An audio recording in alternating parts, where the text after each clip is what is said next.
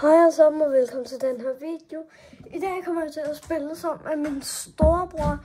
Det er ikke nogen challenge eller noget. Det er mere bare, hvor mig og min storebror kommer til at spille et eller flere games.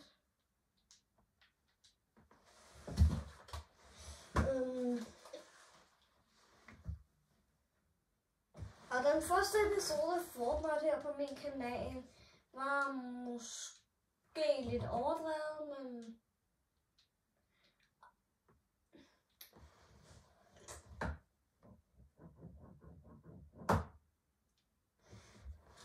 kom så, Axel, gå ind.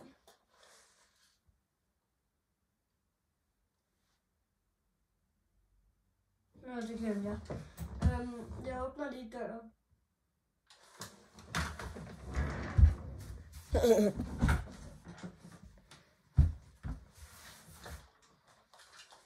Prøv at tage den til mig nu. Jeg mener ikke sådan. Jeg mener igennem værelserne. Altså dørene.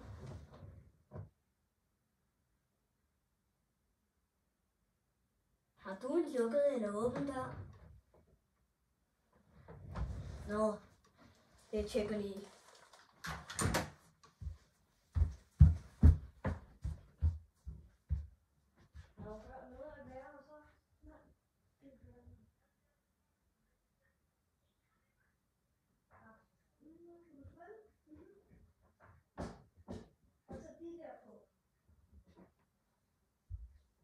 Og så skal du prøve at tage lidt højt for... Nu burde min storebror være i TikTok.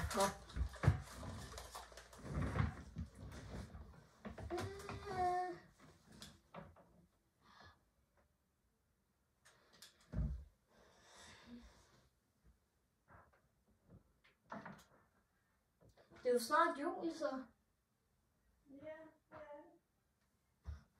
Jeg håber virkelig, I kan høre min storebror derindefra.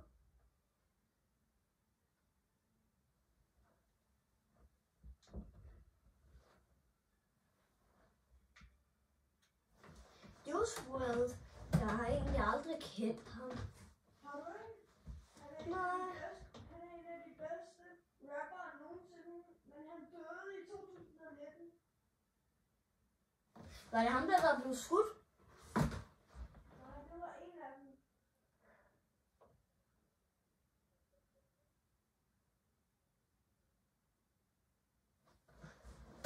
Jeg har stadig ikke nogen idé om, hvem han er, men det er lige meget. Jeg kan godt lide skillet.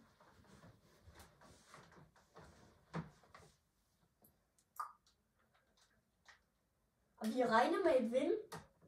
Win, mener jeg. Er det ikke rigtigt, Axel? Vi vil egentlig meget gerne have livestreamet det her. Men for det første ved jeg ikke, hvordan man livestreamer rigtigt. Og for det andet... Så er det først chapter. Altså der stod, at i går ville det komme. I går aftes, men...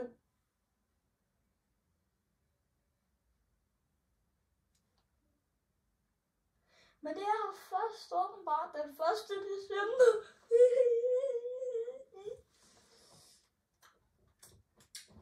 Jeg er færdig med Battle Pass, selvom jeg ikke har det.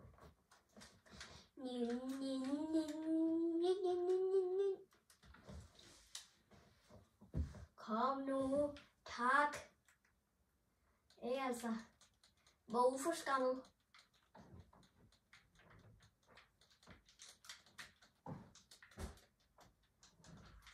Hvor lander vi?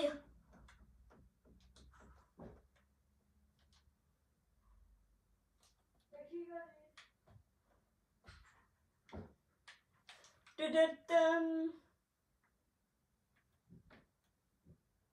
Axel, du er med på, at du har hoppet.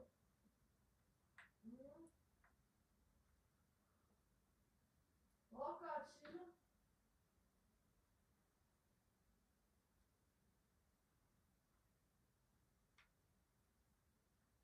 Dora? Hvad? Hvor gør Sille? For et billede? Men hvor er han? Gør Sille?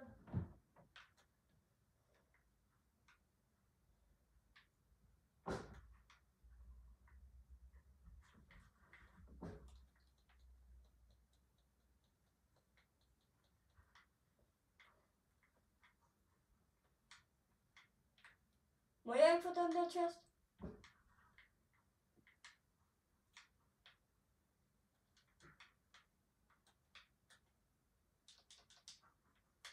Jeg ser en tactical.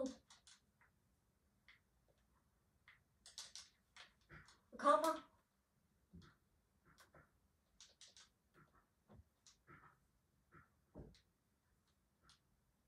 Jeg kan virkelig høre ham.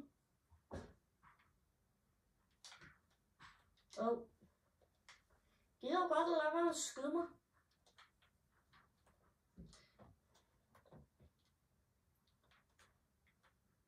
Nej.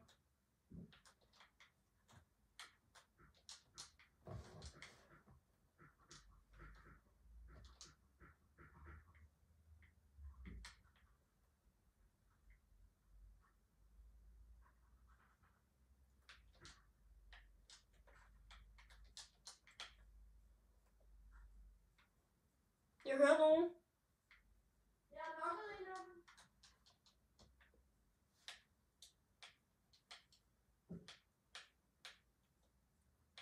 Han står på 7.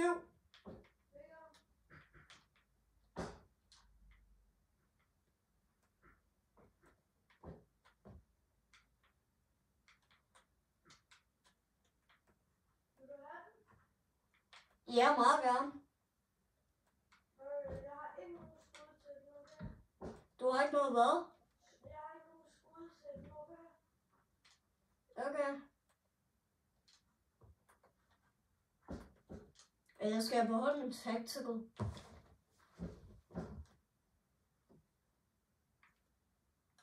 Jeg tænker, jeg tager den.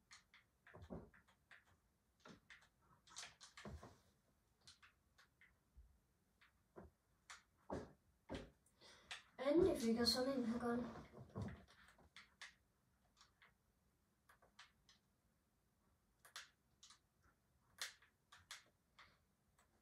Jeg har bare også Star Wars. Det er så fedt. Hvad? Jeg sagde ikke noget til dig, altid.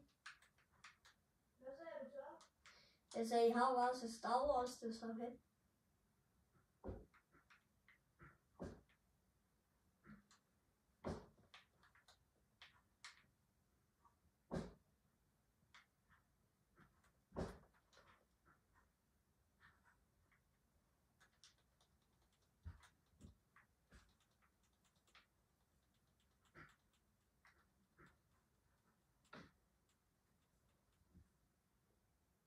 Så er det godt. Hvad er der?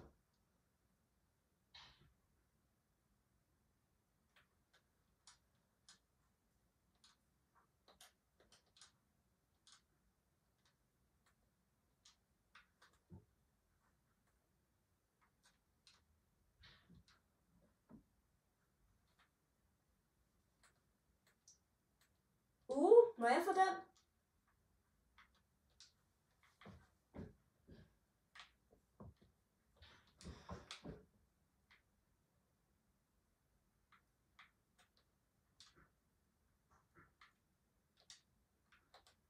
Der er 59 tilbage. 59. Og nu er der 68.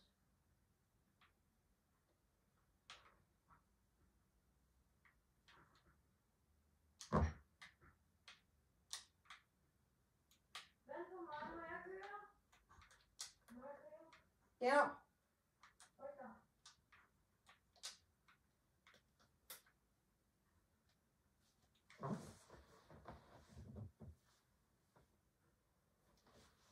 Jeg kan mærke, at du bare har 6 kills. Ja.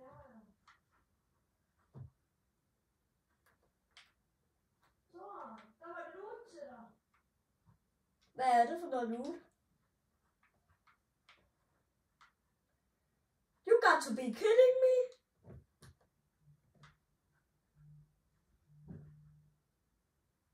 Axel.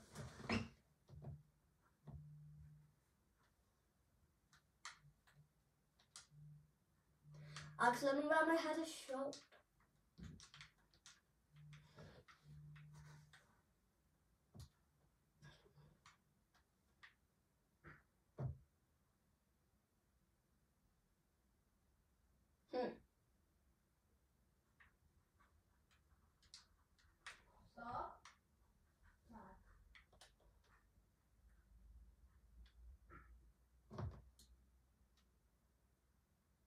Ja, det kommer han over det dumme hus.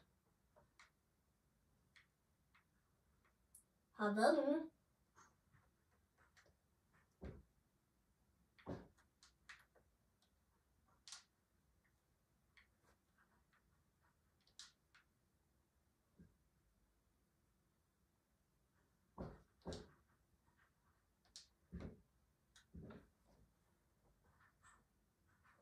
Du ødelægger min bil. Hvis der er nogen griser i den her, når vi kommer hjem, så er du død.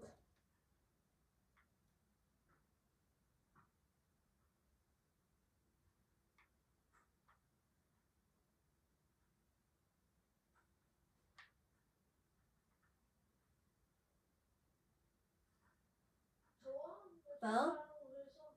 Der er footsteps. Jeg hører dem ikke. Nej, jeg så dem. Jeg ser også nogen, der prøver. Jeg er cracked.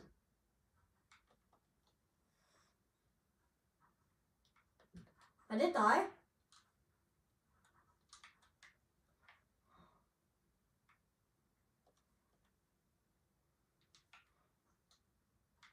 Jeg har droppet en medkit til dig. Jeg har en sniper. Hvad for dig? Men jeg havde egentlig allerede et medkit. Det var en medkit. Det var en af dem.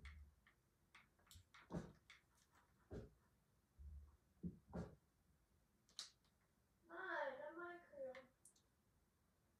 Nej, Kom ind. nej. Jo. Jeg vil køre.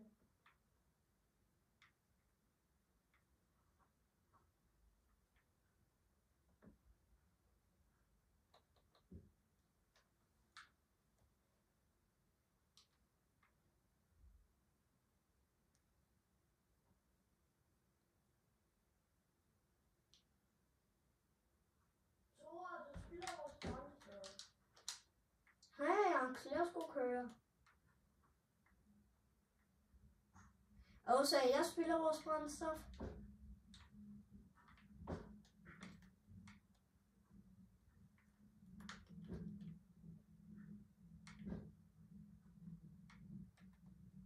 Kom, hop ind.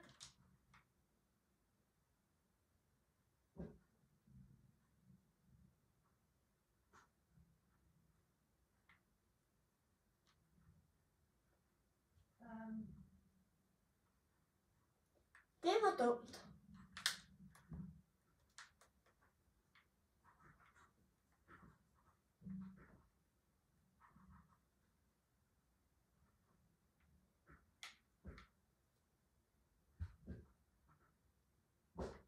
Jeg hører footsteps. Væk ham. Ikke længere. Jeg dræbte ham.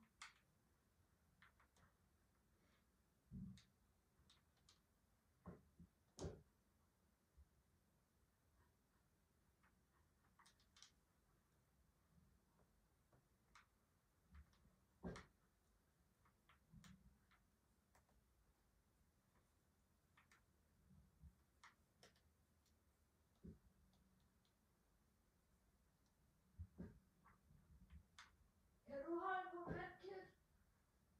Hvorfor skal jeg altid være beholder? Fordi jeg er bedst.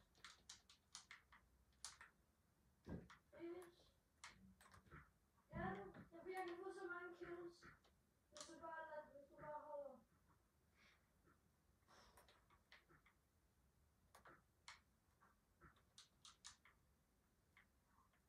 Kom så.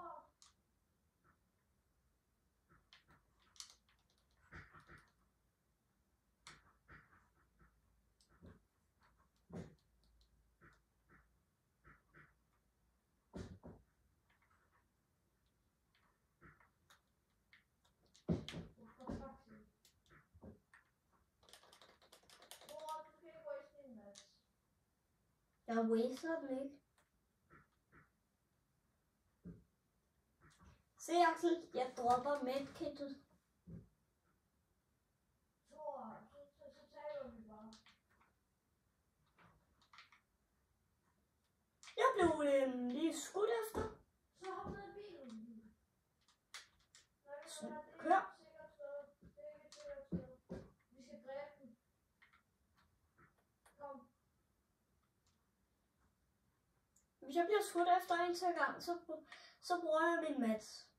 Så dræber jeg dem.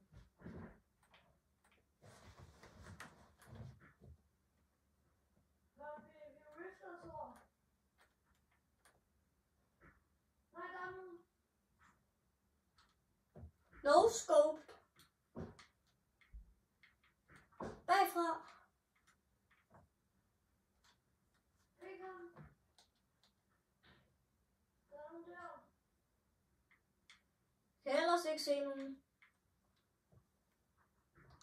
Jeg så nogen. Ikke en.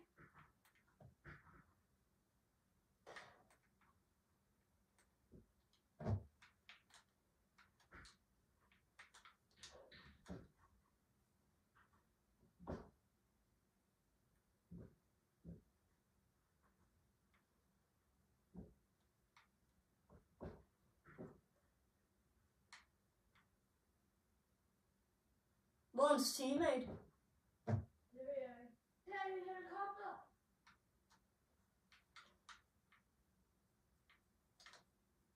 De har Snoop Dogg kørt.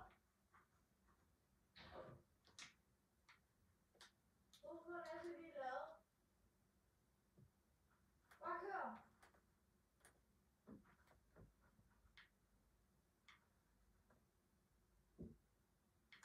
Hvor er du på vej? Ja, og så bare op ad den der bakke. Tror vi rifter. Kan du bestemme dig?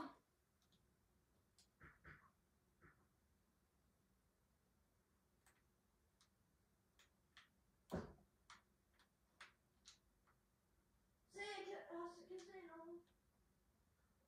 Er Snoop Dogg der? Ja, de sweats. Ja, Snoop Dogg kan muligvis se mig. Jeg er død. Han er sweat.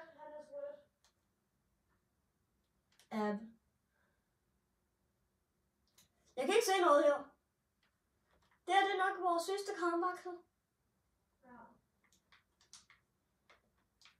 Nå. Ja. Tore? Hvad? Jeg har ikke lyst til at spille med. Du kan bare spille med din stream. Okay. Jeg har ikke lyst til at spille med, det vil sige. Det er måske egentlig den video. Eller var det? Ja, det var den video. Buying and selling epic account for don't get banned. Ja, der står get banned right now.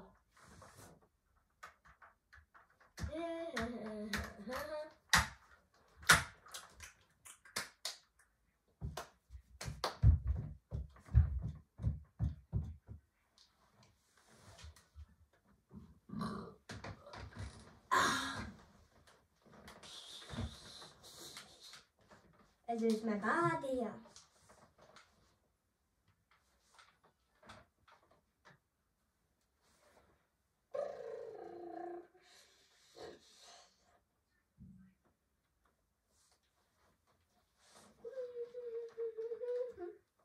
Jeg har vist glemt at slukke for videoen. Det har jeg ikke.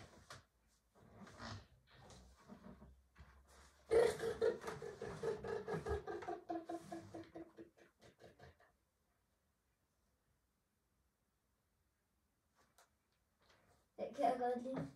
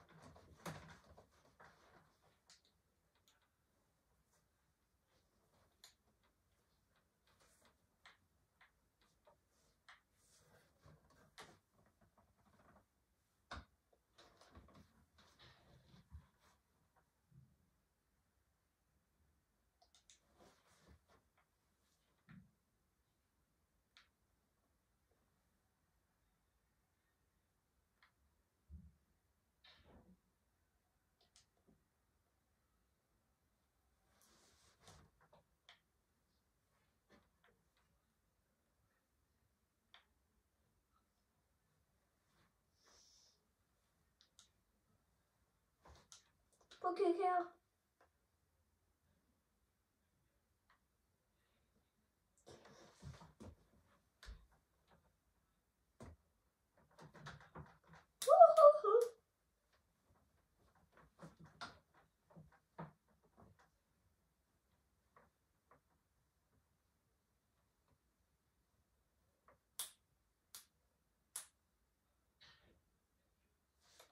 Det er pis. Hvor er det? Har jeg nogensinde købt det eller noget? Altså, hvor fik I, om man har købt det lot?